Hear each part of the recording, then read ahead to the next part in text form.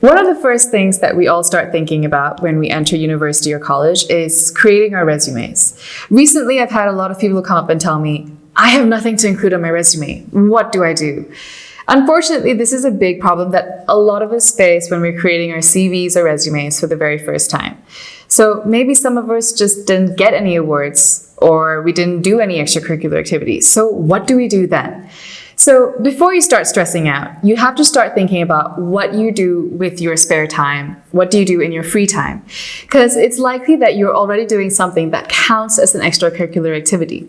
So maybe you're helping one of your parents at their workplace, or you're volunteering, or maybe you like to blog, or maybe you like to take pictures and you're good at using a camera.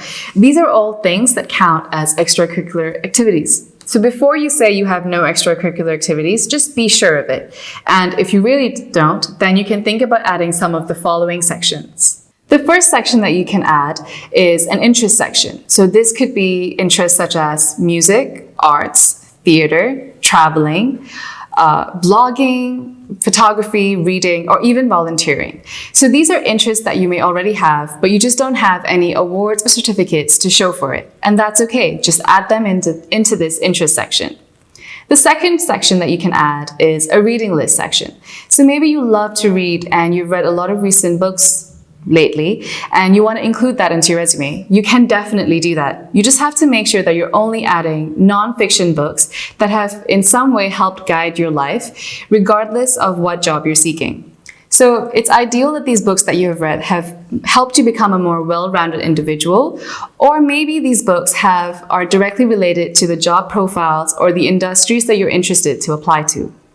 So avoid including fiction books like Harry Potter or textbooks that are already part of your college course syllabus. The third section that you can include, and you have to include, is a strengths or skills section.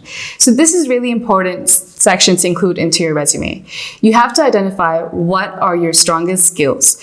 Now that you're in college, you're probably developing several skills on a day-to-day basis. So be sure to include all of these skills.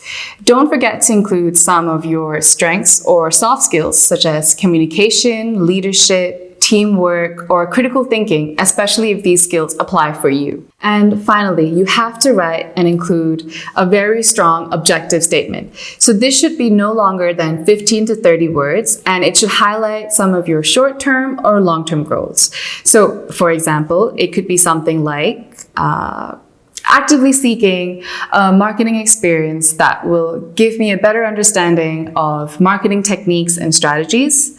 Or it could be looking for hands-on experience with a tech-based startup while completing my BCA. Or it could be currently pursuing my Bachelor's of Business Administration to develop skill sets associated with successful entrepreneurs. Whatever your headline is, just make sure that it's directly related to the reason why you're applying for a particular job. So to sum up, if you have no extracurriculars, you can add some of the following sections: an interest section, a reading list section. You definitely have to include a strengths or skills list section. And then you have to bring it all together with a killer objective statement. Remember to put your objective statement at the top of your resume, right below your name. Don't forget to add your educational qualifications along with these other sections, and I'm sure you're going to have a really great looking one-page resume that is ready for you to use to start applying for internships.